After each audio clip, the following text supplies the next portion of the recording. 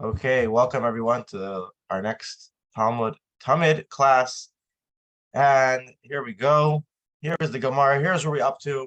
We are going to be continuing in the narrative, in the storyline of what happened on a typical day in the temple.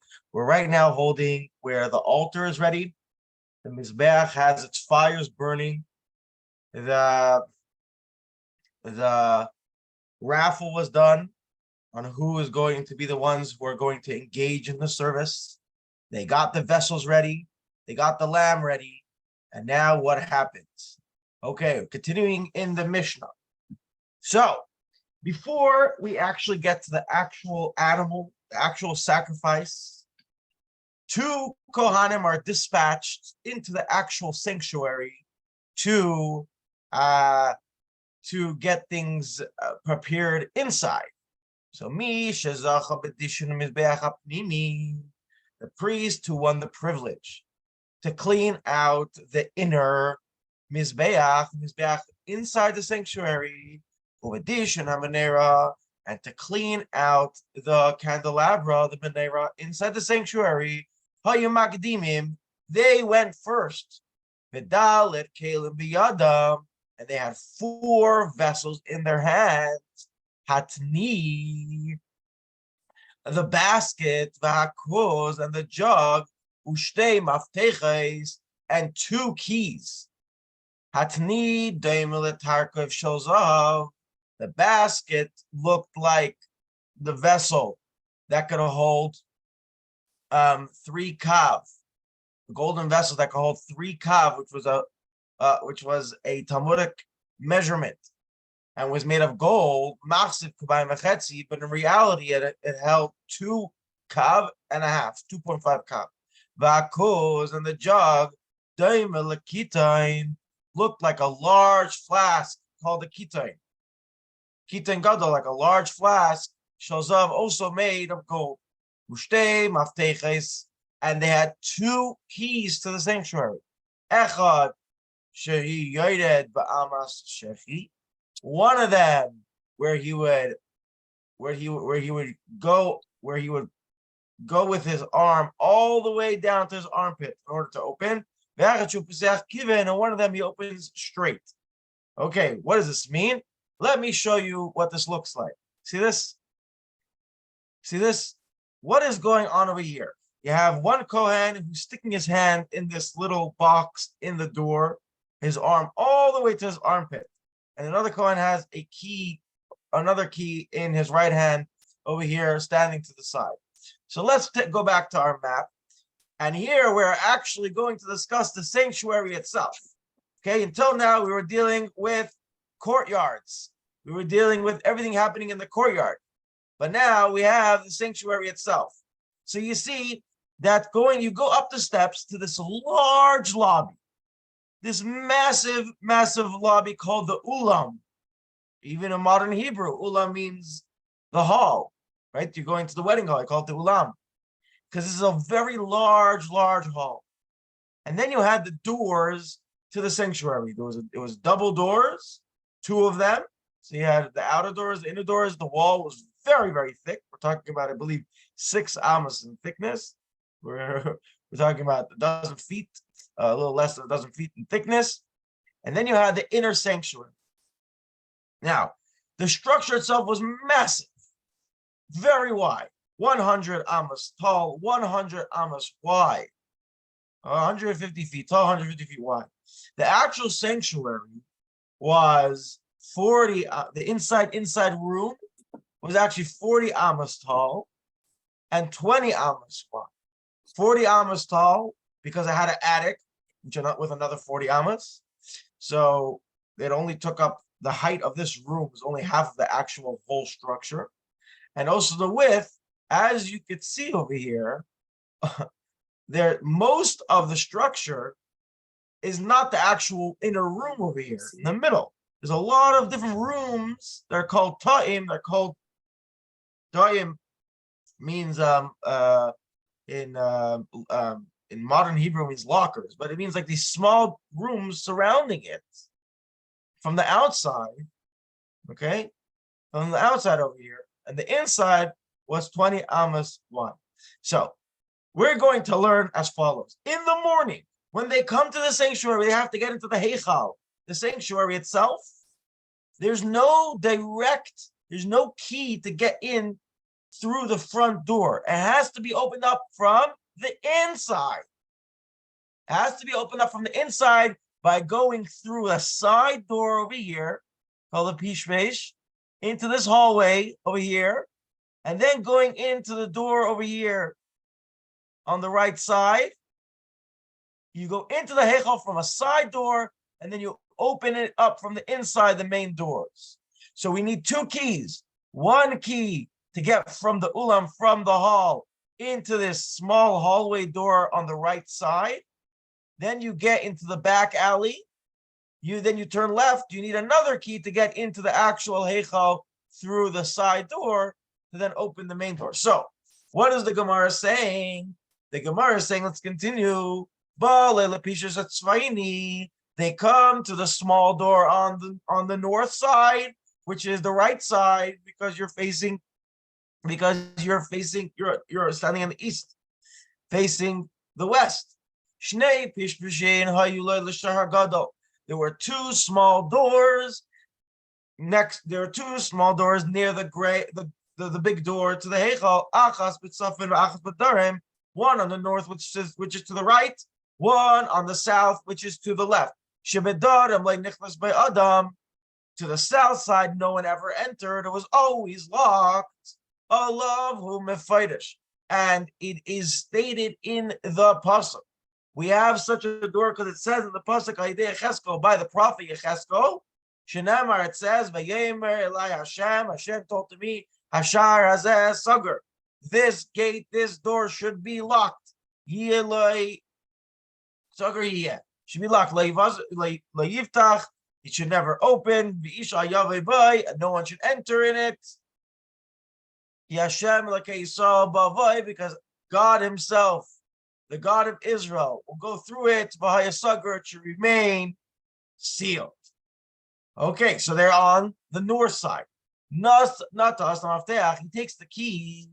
Upasach has a pishmesh, and he opens the pishmesh. And he goes into the small chamber, the side chamber. And from the small chamber, he goes into the actual sanctuary, the heichal. Until he gets to the big gate, the main gate from the inside.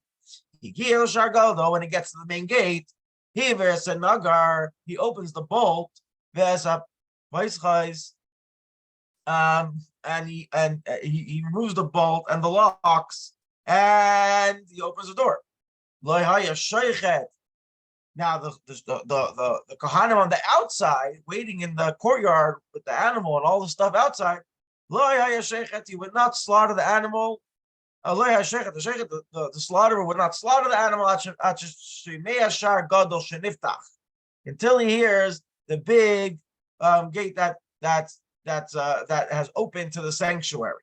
Okay, so basically, getting back to our picture over here, the bolt, the key, as it's explained, this door, which is the small door to the right, did not have a direct opening, direct lock. The lock was on the inside, all the way to the floor. That's where the bolt was. So the Kohen had to take one key, open up this little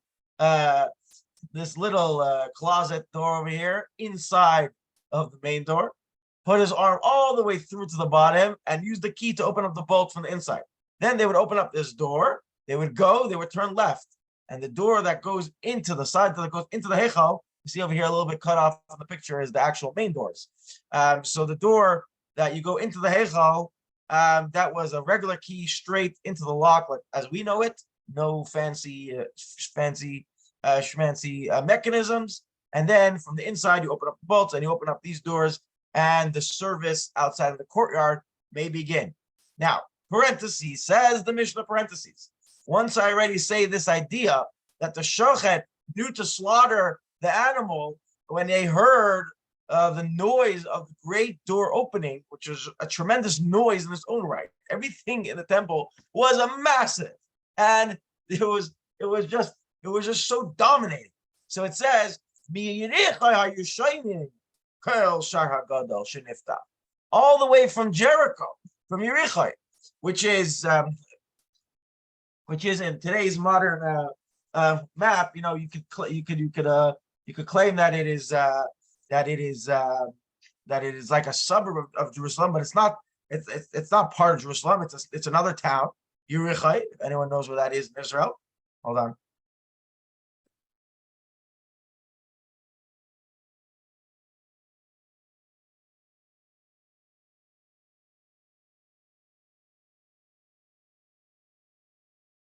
So all the way from Yerichai, they would hear the noise of this door opening. It was so massive.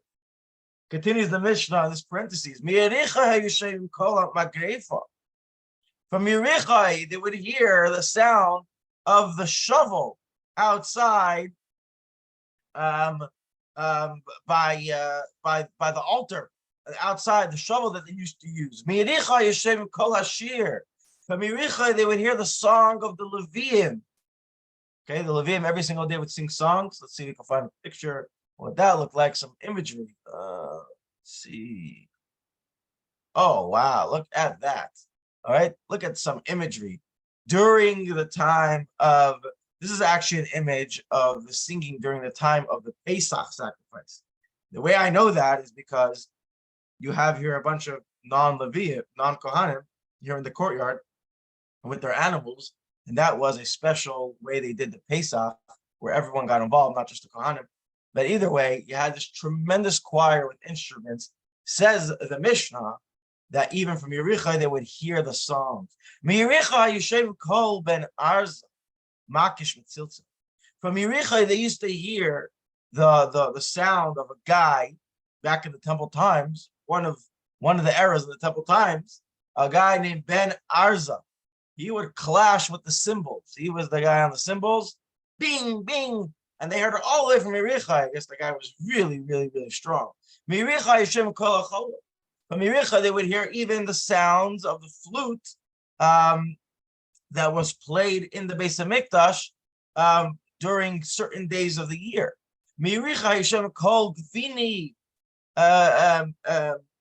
Cruz. From Yerichai, they would hear the voice of the famous Gavini, the temple crier, who would announce, who would proclaim, who would wake up the Kohanim with his powerful voice. They would hear it all the way from Yerichai. I don't know what era these people were during the temple. The Mishnah doesn't give us the era. Maybe some of the commentators do. But the point is that these people had these very dominating, tremendous voices.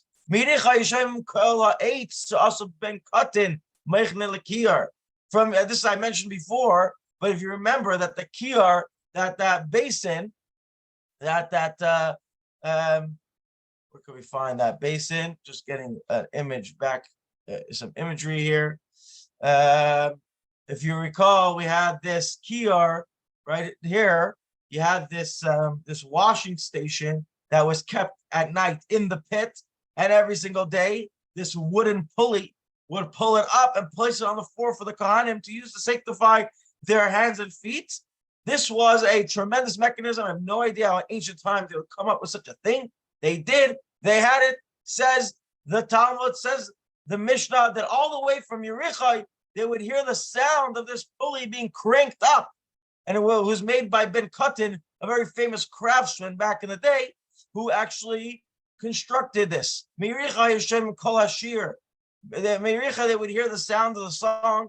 Merichai Hayashem Mea Kol Shofar. Merichai, they would hear the shofar blast when they were blast several times a year, several times a day in the temple.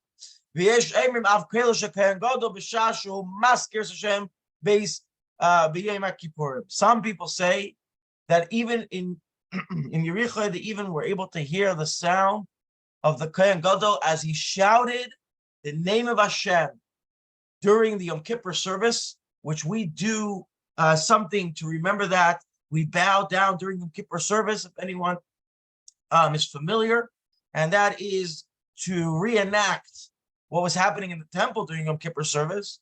And basically, during the service, multiple times, the Kohen Gadol would bless the nation, ask Hashem for forgiveness, and use Hashem's holy name, which is never uttered, and he would shout it, and even from Yerichai they would hear the name of Hashem. From Yerichai they could smell the fragrance that came when they were preparing the incense in for the temple on a daily basis. Rabbi Elazar ben Diglai, Rabbi Elazar, the son of Diglai, once said, "Izim hayula abba." My father Diglai had 2 goats, in the cities of Mechaver, the region of Mechaver. And these goats, he remembers as a kid, these goats would literally sneeze from the fragrance that were coming out from the temple. That's how far the smells went.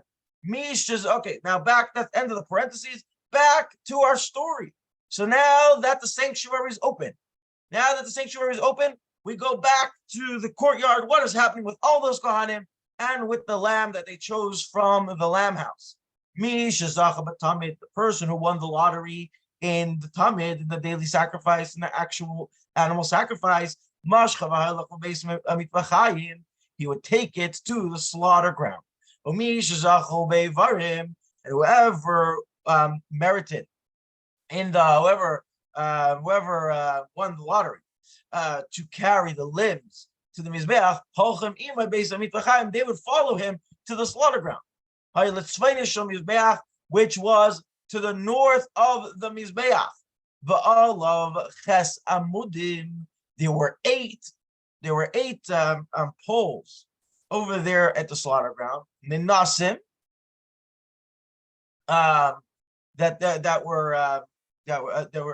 nanas means low. There were 8 low poles over there. And there were square wooden planks on top of them. And you had hooks, metal hooks, which were stuck in them. The gimels darim, and there were 3 rows of these hooks to each one of them. And they would hang the animals from these hooks.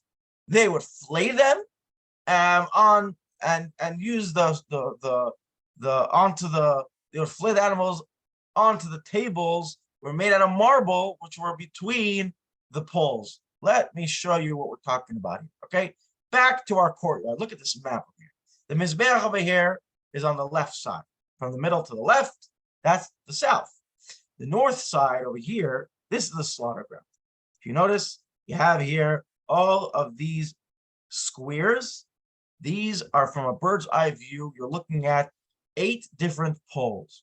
Each one of them had a table next to them. This is where our today's class is going to focus on. You have over here, this is where the flaying and the chopping up of the carcass happen. Let's try to find you a image for this. Oh, there you go. You see this image? You see? So you had these poles. They weren't so tall. You had next to them a table that was made out of marble. You had on top of them, you had that wooden square plank. And you had 3 rows of metal hooks sticking out from this pole. And this is how the animal was strung up. And that's how the Kohanim were able to work on the animal. Okay. So, let's go back to the sanctuary. 2 Kohanim enter the sanctuary. As the Kohanim, things happening simultaneously. Okay. We could do 2 things at once. So they open up the gate. A loud noise is emanated from the gate. The Kohanim outside start taking the lamb to the place to get the shechita, to get the ritual, the holy slaughtering. And inside, the Kohanim get to work. There were 1 Kohen who was tasked with cleaning out the Mizbeach, the inner Mizbeach, and 1 Kohen was tasked with cleaning out the menorah. So whoever won the right to remove the ash from the inner Mizbeach, nichnas, he goes into the into the sanctuary. And he takes a basket, and he puts the basket before it. He would use his hands to cup and remove piles and piles of ash into the basket. When he's almost done, the last pieces of ashes, which was very hard to lift with your hands anymore, kivit as a shar, he would sweep the rest from the top of the altar into the basket, and he would leave the basket on the floor and he would go out. He's done. Person who was tasked with cleaning the menorah would go to the back of the room where the menorah is. Nichnas, he'd go in. Umatza beis neres mizrachis ma'aravis dolkim. If he saw that the last two candles, which were called the eastern and western candle, the last two candles, one all the way to the east, and the second one next to it, which is called the western candle, because there's one to the west. So if he saw, that they're still burning, medashin is a shar, he would clean out the rest of them, and he would leave those two burning in their place. Matzon shekavu, if he went in and he saw that they were out, again, the menorah was burning all day, all from the afternoon, was late in the afternoon, was burned throughout the day and the whole night till the morning. So if he saw that they were the two candles at the end were still burning, he left them burning. If he saw that they weren't burning, what did he do? Medashin, he would clean them out, madlikan min hadolkin, and he would reignite them from any of the candles that were still burning. And once those two are burning, he left them burning, and he would clean out the other five. What's interesting is that the menorah was not cleaned out in one shot. The menorah was cleaned out. Five of the candles were cleaned out in the morning. Two of the candles were cleaned out in the afternoon before they actually lit the rest of before they actually lit the whole candelabra for the afternoon service. We actually read about this in the morning prayer. I challenge you to find it. It's in the Karbanis, where we discuss all of these different pieces of the daily service. The Evan and there was a stone before the menorah. The menorah was quite tall. There was a stone there, and in the stone there were three steps up. He's able to stand on top of the stone. He cleans out the bowls. He cleans out the when we say candles, we really mean the lamps. On top of every branch was this mini lamp. He would clean it out from the oil and the wick and whatever was left from the day before. And he would clean it out. He put it all in this jug, and he left the jug on the second step, and he left. So what do we see over here? That the basket and the jug were left inside. They were going to be removed only later. Okay? Fine. Hadran Allah Amar Lehem Amuna. We finished a parak. We finished a full parak, a full chapter full of Mishnahs, and we don't stop there. We continue going. Now to the next Mishnah. This parak before us is going to have Mishnah and Gemara, not like the previous parak, which was very, very rare. Didn't have any commentary. It was just straight the Mishnah. We just got the story. The Gemara had nothing to elaborate, had nothing to discuss. And now we're going on to the next parak. So we're on to the next Mishnah. This is going to be a Mishnah with Gemara to it, but I'm just telling you, we're not even going to get to the Gemara today because this Mishnah is about a page long. This Mishnah itself is, it's obviously a few Mishnahs together in reality, but here in the Gemara, it's almost a page long. So let's continue. Let's see if we could get how far we can get over here. Okay, back to the outside, back to the courtyard with the animal. So they would not tie the lamb by with all four legs together. I say they would do what's called akeda. They would bind it, and very familiar to the binding of Yitzchak. How does that work? The binding is you take the front left leg and the back left leg and tie them. The front right leg and the back right leg and tie them. Whoever won the right to take the limbs, they would hold it. And this is how the binding happened. The head of the animal would be placed towards, to the south. Upan of Lamariv, and his head would be facing the west. And the sheikhet would stand in the east, and his face was to the west. So basically, the animal would be placed on the floor. His head towards back here would be placed on the floor over here by these rings next to the mizbeach. His head towards the mizbeach. His face towards the sanctuary. The Kohen would stand behind his head in the mizrach in the east, and he would face the west. He would face the sanctuary itself. Okay, now that everyone is in position, so there were two Tamids every single day, as we described. There was a Tamid of the morning and a Tamid of the afternoon, which were very, very, very similar procedures. And here's the difference. Shel Shachar, the one in the morning, would be slaughtered al keren tzvainis ma'aravis on the northern western side, al tabash shnia on the second ring back to here. See these rings on the floor? They would place the neck inside the ring so that the animal is very comfortable, and they would do the shchita here on the floor. So in the morning was the northern, which means over here. It's the north western side. That means all the way this corner over here. This corner over here near the sanctuary. But what did it say? Al tabash shnia on the second ring, not all the way in the corner, but the one second to it. Bein harabayim, the one in the afternoon, hayin nishchat would be slaughtered al keren mizrachis tzfainis. They would be slaughtered on the eastern north side of the Bashnia. Where's the east? North. So still on the north, still over here. On the east, all the way on the other side, not on the sanctuary side. So the second ring over here on this corner. And that's where they would slaughter that. Shachat HaSheichet. So the slaughterer, by the way, just want to tell you that the slaughterer himself doesn't have to be a Kohen. Doesn't say anywhere it has to be a Kohen. In practice, it was usually a Kohen, but technically, halachically, it doesn't have to be a Kohen, the one who actually does the slaughtering. Okay, Shachat HaSheichet.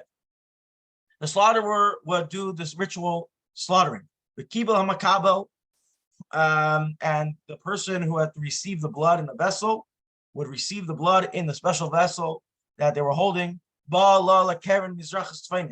He would take this vessel of blood and he would come towards the altar, walk towards the altar, and he would get to the corner, Mizrachis Tzfainis, to the eastern northern corner. Eastern northern corner. Everybody, where's that? The east is over here to the left of our map. The Mizrach, the Tzafain, the north, is towards us, towards the bottom of this map. So right over here, this corner. See where there's something sticking out of the Mizbeach right here? This corner. You got to this corner, and he would sprinkle Benasan Mizrachat Tzvaina. And he would sprinkle on the Mizbeach a sprinkle in a very special fashion. And he would sprinkle on the corners so that the blood would get onto the eastern wall and the northern wall, like this, the corner, like that. One sprinkle for two walls. My Rav is Dremis, he would go to the opposite corner, all the way over here, the opposite corner. And where's our, right here, all the way over here by the opposite corner, where this piece is sticking out over here. And he would do the same thing. The Nas and my Rav Drema, he would give one sprinkle on the corner, and it would splash on the two walls on the western and southern wall. Shirei Hadam, the rest of the blood in the container, Payashefech, Al Yisai Dremis, he would pour it on the foundation, the foundation of the Mizbeach, which was sticking out, that little piece that's sticking out over here. You see that little piece sticking out? He would pour it over there. There were two holes. We were able to pour the rest of the blood. Let me give you here. This is a much better picture. So here we're standing. We're looking at the Mizbeach, and we're standing to the south, to the southeast. So this is the southeast corner. No, he did not sprinkle on this corner. He sprinkled on this corner right here, the far corner. This corner was the northern eastern corner. That was the first corner he would sprinkle on. And then he'd go all the way around to the opposite end, diagonally to this corner over here, and he would sprinkle over there. Yes, you can see them as best. I don't like this picture. It's completely inaccurate. Here, this corner over here is the second corner, and on the floor there were holes to pour the blood. Now, I just want to mention for context. Okay, look at the mizbeach. Okay, the mizbeach was tremendously tall. Exactly halfway along the mizbeach was this red line. This red line. Now, there are many different types of karbanos. There are many different types of sacrifices. The difference in the sacrifices are, number one, what type of animal you bring. Number two, the age of the animal, the gender of the animal, how you slaughter it, where you slaughter it. And then, most importantly, from all the different variations of sacrifices, it's what you do with the blood by the mizbeach. Some places you would have 4 sprinklings by all 4 walls. Some places you would have by only 2 corners, and with 2 sprinkles, you get all 4 walls. Some you would be above the red line, some below the red line. So there are many different variations of sprinkling, and we are learning over here that the Tamid, the daily sacrifice, well, the sprinkling procedure was on 2 corners to get 4 walls and 2 shots. One over here at this corner, one over here at that corner. Let us continue. Now, they slaughtered the animal. They need to hang the animal onto the hooks. They wouldn't do what's usually done in slaughterhouses, where you break the leg in order to hook it up. But he would masterfully, puncture inside inside within each knee, and he would then hang the animal by those punctures. He would, so the animal's head is hanging low and his back legs are hanging from the hook, all right, like upside down. Don't worry, the animal's not alive now, so it's okay. He would then start flaying the skin, and he would go down until he got to the chest. When he got to the chest, he would pause with the flaying of the skin. He would then take off the head, and he would hand it to the Kohen standing nearby, who would be carrying the head. Then he would do the legs, and he would give it to the people who are going to hold the legs. And then he completed the flaying. He would then cut the heart and take out the blood. Then he would cut the forelegs, the hands, you could say, just call yadai. And he would give it to the people who were going to hold them. He would go back up to the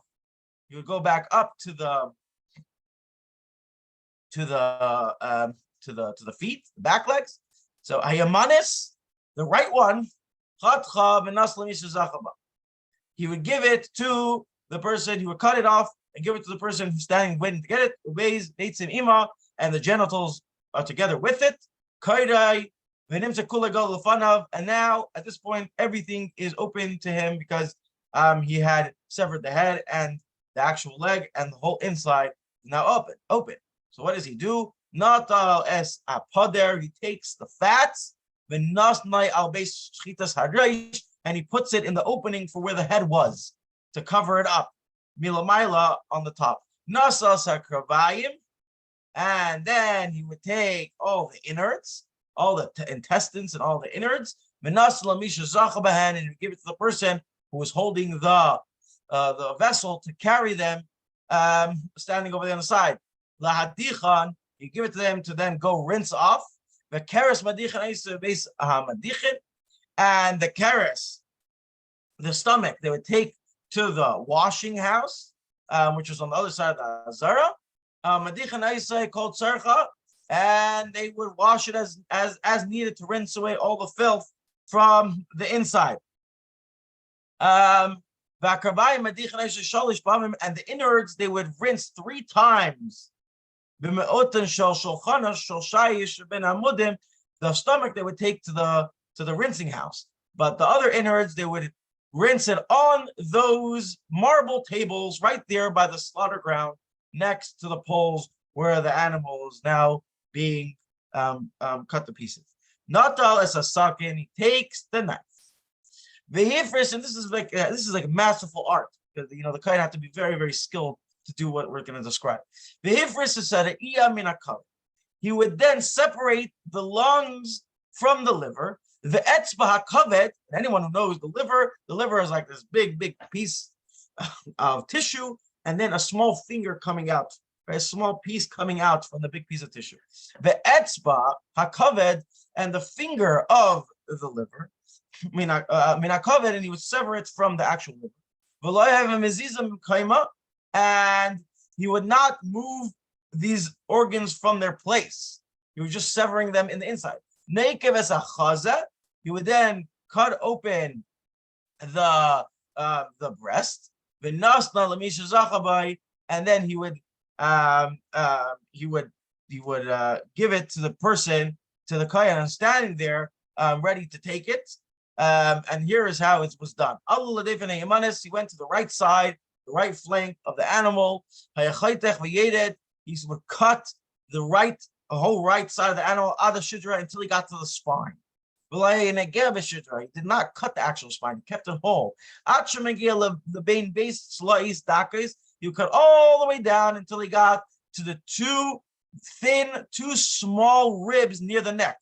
An animal has two small ribs near the neck, two small ribs near the behind. So you get all the way to those two small ribs by the neck. He would take this whole right flank, and he would give it to the person who won the lottery to carry it. And the kaved was still hanging on the right flank, so it would come with it. Now he's by the neck, he's by the cud. He would leave attached the two ribs right there by the neck. Mikan obey slice mikan. You would have the two ribs from the right side, two ribs from the left side, and he would leave it there. And you give it to the person who is going to carry the cud. Together with it comes the windpipe, and the heart and the lung was suspended from it. All came in one piece. He's cutting the animal in a very specific way where certain things are attached to other things. It's very, very skillful the way he was doing it. Bala different smellies. Okay, so what's left? Now you have the left side of the animal still hanging. So you would come to the left, from the left side, the left flank. He had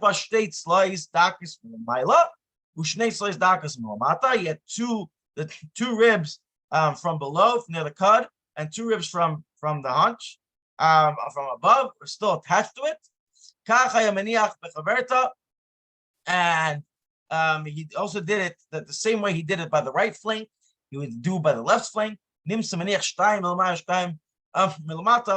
we find that he has two narrow ribs in each flank, above and two below. So the animal has on total four. Two on the right side, two on the left side by the neck, and then four by the behind, two on the right, two on the left side. And he skillfully cut the animal in a way that two ribs would remain on the left flank, two ribs would remain on the right flank, both on the top and on the bottom. He would cut it and give it to the one who was standing there. Now, the spine was with the left flank. And the spleen was also suspended from it. And the left side was much bigger in terms of volume of the animal. But they would call the right side bigger, because the right side has the liver, which I guess was much heavier. And he comes now to the behind, all the way to the top, and he would cut it and give it to the people, to the person who was standing there who won the lottery. With it came the tail and that finger, that small finger from the liver, which was attached to it, the base clays and the two kidneys, which was suspended from it. Not also regular smallis. and then what's left hanging from the whole animal is the right left leg. So he would then give it to the person who won it. And everyone's standing in a line right now with the different limbs in their hands. Right? Look at the picture here. Okay, similar picture. Basically, you can't see the whole row, but everyone has a little bit of the limb. He has the head and one of the legs, the two legs, etc., etc. 13 kahanim in total. Okay, let's continue. We're almost done this Mishnah. So how does it work? Harisha in the first one, the first one had the head and one of the legs. Harish b'yaminai, the head would be in his right hand, and you would hold that the nose would be towards his arm. Kranav bein etzbaisav, and his horns in between his fingers. Base shchitasa milamaila, and the place where the shchita happened, meaning the neck area, would be facing outwards. Va'pader nasam aleya, and he had fats that were stuffed in that hole. Haregel shayam mismaile, and the right leg of the animal in his left arm. Ubeis oiden lachutz, base oidon lachutz, and its hide that was facing the outside.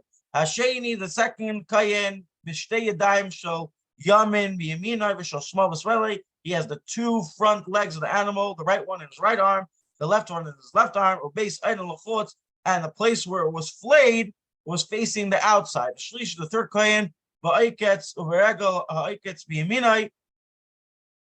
He has the behind of the animal, and he has the left leg. So the behind he has in his right hand, v'haliyah v'dedelis bein etzbaisav, and the tail between his fingers, v'etzba ha'kavod shtei klais imai, and he had the finger of the liver and the two kidneys hanging from it. Ma'regel shel shmal v'smarlei, and in his left hand he was holding the back left leg of the animal. Obeis iron lachotz, and the flank of the area of the flank where there was skin and now there's no skin should be facing the outside. Aravi, the fourth kohen, was holding bechaza v'gera chaza. He was holding the breast and the cud. Chaza v'yamina, the breast in his right hand, v'aged v'smale, and the neck in his left hand.